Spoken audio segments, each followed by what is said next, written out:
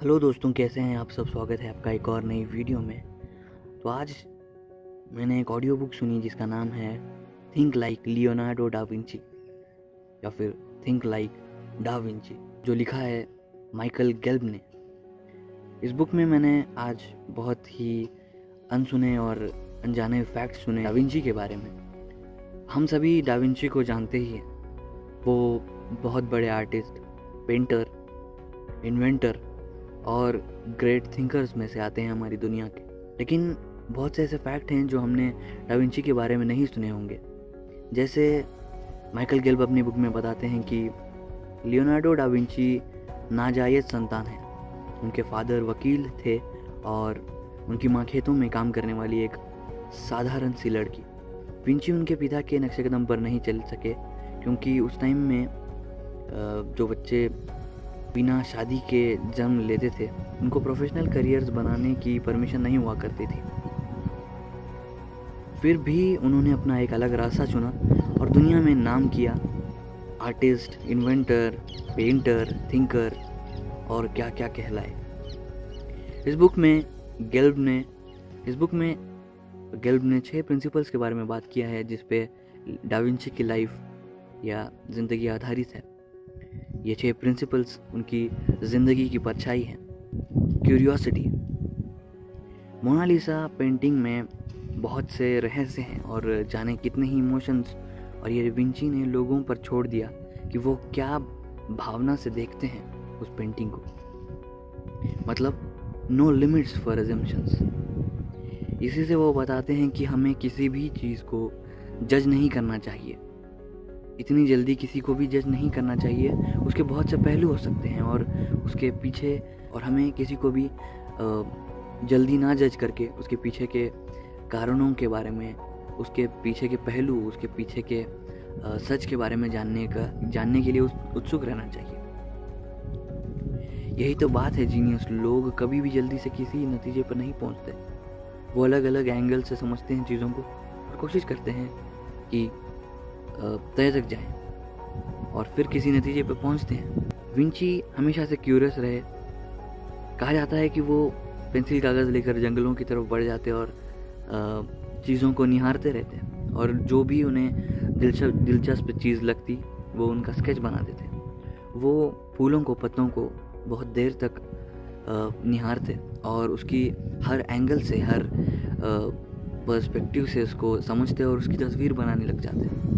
वो चीज़ों को, पेड़ पौधे, पंछियों को देखते रहते और मन ही मन में सवाल करते कि पंछी कैसे उड़ते हैं, पेड़ पौधे, क्या उनमें जान है, क्या वो हमें फल किसी चीज़ के लिए देते हैं, या ब्ला ब्ला सवालों के ढेर।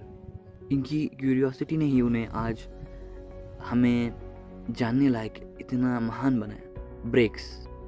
डा विंची का मानना था कि हमें अपने कामों से ब्रेक लेना चाहिए, थोड़ी देर के लिए सही। वो हमें अपने काम से फ्रेश होने के लिए दूर रहना चाहिए। ये इसमें हमें फ्रेश शुरुआत करने में और नए दिलचस्पी के साथ काम करने में मदद करता है। तीसरा प्रिंसिपल जो है डा विंची और गेल्ब उनके इस बुक में बताते हैं कि लर्न फ्रॉम एक्सपीरियंसेस। बहुत सारे दस्तावेज मिले हैं जिनमें डा विंची बताते हैं कि हमें अनुभवों से सीखना चाहिए।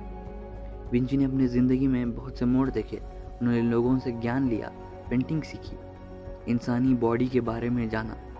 उन्होंने 40-42 की उम्र में लैटिन सीखी ताकि वो क्लासिक बुक्स पढ़ सके और लैटिन में लिखा सभी प्राचीन ज्ञान पा सके। वो कहते कि अनुभवों से सीखो।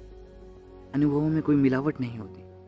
हम फेल तभी होते हैं जब कोई काम करने पे हमें रिजल्ट नहीं मिल पाते या फिर हम रिजल्ट पाने में जल्दी करते हैं। तो वो अनुभव करो, चाहे वो फेलियर हो या सक्सेस, और सीखो। उन्होंने कहा कि रुकावट मुझे झुका नहीं सकती। हर बाधा, हर रुकावट पक्के इरादे और अटल रहने से चकनाचूर हो जाती है। फेलियर आए तो क्या, दोबारा कोशिश करो। प्रयास लगे रहेंगे तो कुछ नया आविष्कार हो सकता है। अगली जो प्रिंसिपल है, गेल्ब अपनी बुक में बताते हैं कि डा विंची हमेशा अपने 5 सेंसेस की मदद लेने को कहते हैं। विंची कहते हैं सेंसेस खुद में हमें बहुत इस्तेमाल करने चाहिए। चीज़ों को गौर से देखना, सुनना ब्रेन पावर और लर्निंग स्किल्स को बढ़ाता है। खाना खाओ तो उसका टेस्ट करो, उसको अच्छे से टेस्ट करके खाओ, उसका लुत्फ़ उठाओ। आप खुद याद कीजिए, आपने आखिरी बार कब खाने को जल्दीबाजी ना करते हुए लुत्फ़ उठा के खाया था। जो नेक्स्ट प्रिंसिपल है, दा विंची कहते कि आर्ट और लॉजिक में बैलेंस बनाए रखो। विंची एक साइंटिस्ट भी थे और एक आर्टिस्ट भी, और हमने लाइफ में हमने बहुत कम लोगों को देखा होगा जो दोनों हो सके। विंची आर्ट और लॉजिक में बैलेंस रखने को कहते हैं।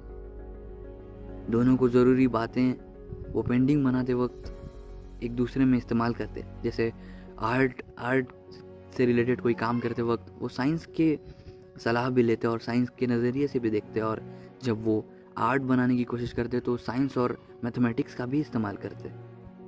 इस तरह वो आर्ट और लॉजिक्स में बैलेंस बनाए रखते अपनी ज़िंदगी में, ताकि दोनों पर्सपेक्टिव में और दोनों फील्ड्स में महारत हासिल कर सके, और उन्होंने किया भी। विंची के दस्तावेज़ों में सभी बातों के साथ, सभी प्रिंसिपल्स के साथ एक और बात भी लिखी थी, जो है फिज़िकल फिटनेस। विंची से रिलेटेड दस्तावेज़ों में, उनकी किताबों में जहाँ उन्होंने सभी चीज़ों का जिक्र किया है, वहाँ फिज़िकल फिटनेस के बारे में भी बताया है। वो घोड़सवारी, स्विमिंग और काफ़ी कुछ करा करते। साथ ही वो कहते कि गुस्से और उदासी से दूर रहो, हर रोज़ एक्सरसाइज करो, क्या खाया उस पर ध्यान दो। यही चीज़ें हैं जो हमें उत्सुक रहने, जिज्ञासा, क्यूरियोसिटी से काम करने और सभी चीज़ों को जल्दी जज ना करके अपने लाइफ में बैलेंस बनाए रखने, आर्ट, साइंस, हर फील्ड को अपनी जगह उतनी ही रिस्पेक्ट देने, फिज़िकली फिट रहने और सभी इंद्रियों का, सभी सेंसेस का पूर्ण इस्तेमाल करने, ये सभी की सलाह देते। तो मुझे तो ये बुक बहुत पसंद आई। हो सके तो आपके पास अगर वक्त हो तो आप भी पढ़ें इस बुक को, और कमेंट में बताएं कि कैसे लगी आपको ये बुक। और मैं हाईली रिकमेंड करूँगा ये बुक, क्योंकि this is the most productive book I have ever read और लिसन। आप